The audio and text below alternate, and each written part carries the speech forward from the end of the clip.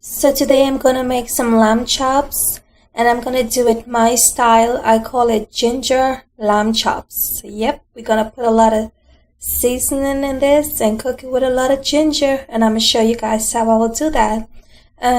One little tip when you're buying the lamb chops, make sure there is no leaking blood, like water in the packages. That's when you know it's stale. But when it's all clean like this, it's awesome.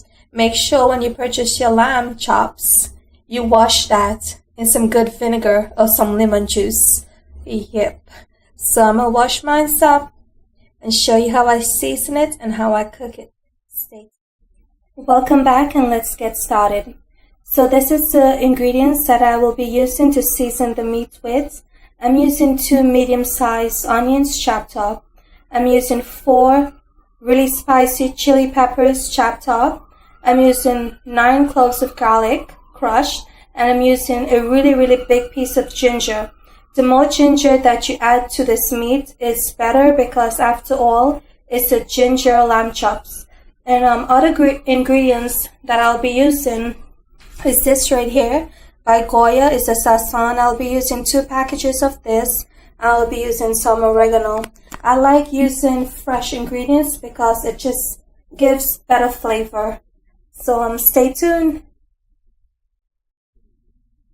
So this is the meat right here, and I went ahead and just put in the sazon, the 2 packages of sazon, and I just sprinkled some black pepper.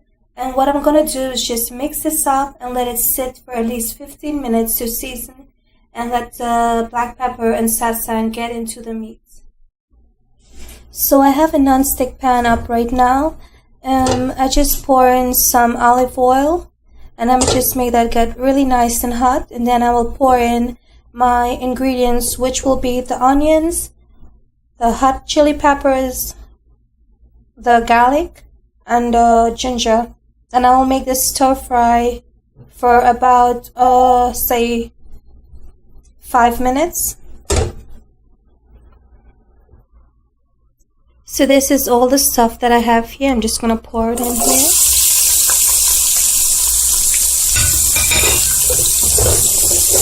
Give it a little shake. And just have that cook 4 to 5 minutes.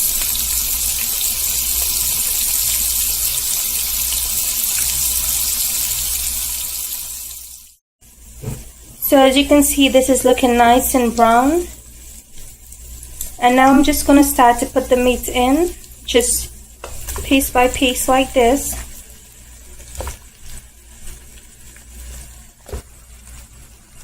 And then I'm going to put 2 cups of water and just cover it down and let it cook.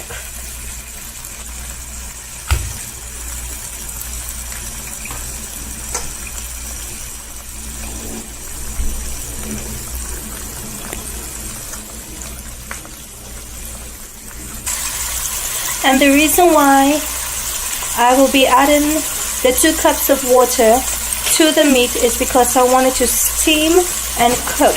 And while it's steaming and cooking, all the ingredients from the bottom of the pan is going to be, giving out its own natural flavors to the meat. It's going to steam and cook and come back down really dry. So I'm just going to pour in the water like this, mix it up really nice, and then cover it down and let it start boiling and cook for at least 1 hour and 30 minutes.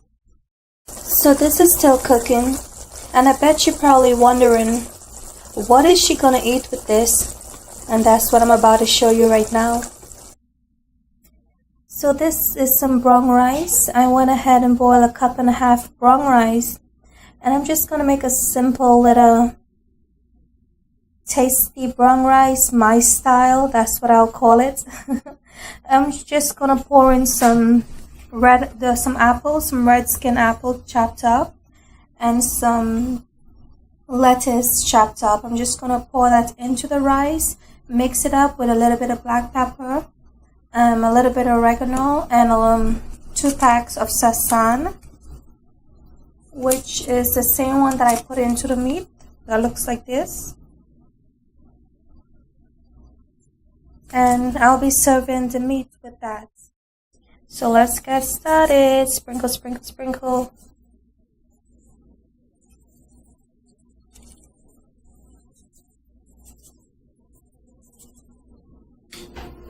Put the black pepper.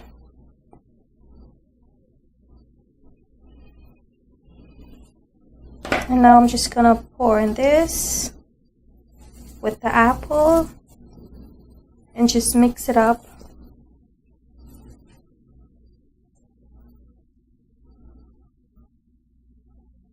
And that's how that is looking right now.